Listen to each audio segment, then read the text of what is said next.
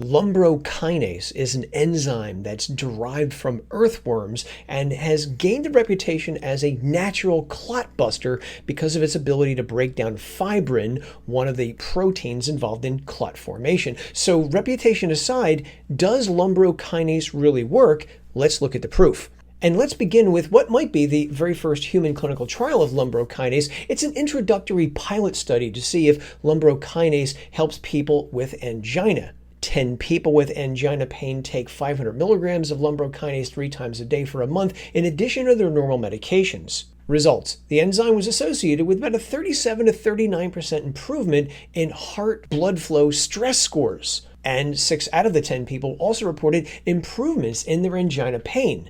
This next study is a safety study of a proprietary enteric-coated form of lumbrokinase called DLB-S1033, and it was tested in 20 men and women for 2 weeks. The amount used was 490 milligrams, taken 3 times a day, 30 minutes before meals. Results showed that most of the side effects were mild and short-lived and included things such as headache, fever, muscle pain, and diarrhea. But other than that, there was no significant problems with liver or kidney functions, no elevation in cholesterol or LDL or blood sugar, or anything else measured by the researchers. This led the researchers to conclude that lumbrokinase is safe, although I'd push back on that because safety doesn't prove benefit, and a 2-week safety study is not enough time to fully evaluate this enzyme. Next up is this year-long clinical trial involving 300 people in China who had strokes and were given 500 milligrams of lumbrokinase 3 times a day, 30 minutes before eating, in addition to their normal medications. Results. People taking lumbrokinase had lower fibrinogen and inflammation levels, their blood was thinner, and they had higher levels of a natural clot-busting enzyme. Additionally, the carotid arteries of those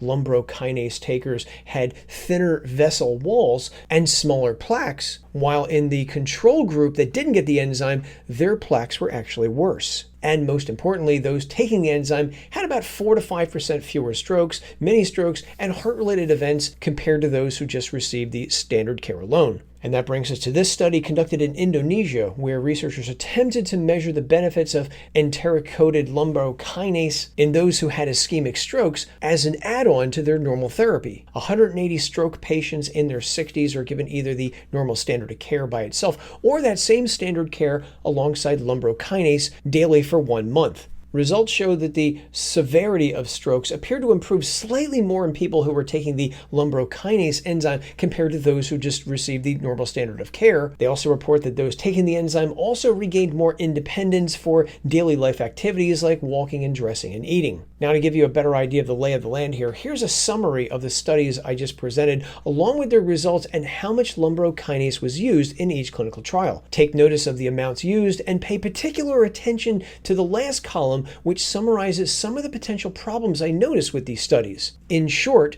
none of these clinical trials are perfect. And while we're on the topic of problems, if you go looking for a lumbrokinase supplement, you will quickly notice that some supplement companies list the amounts of enzymes as either FU per gram, units, and even international units. And there's the elephant in the room, because there doesn't appear to be any industry-wide standardization for telling people how much lumbrokinase is in a supplement. My thoughts, take them for what they are, since most studies use either milligrams or units. Go with those rather than other descriptions. Or just save yourself time and frustration by holding off on lumbrokinase until better research is published.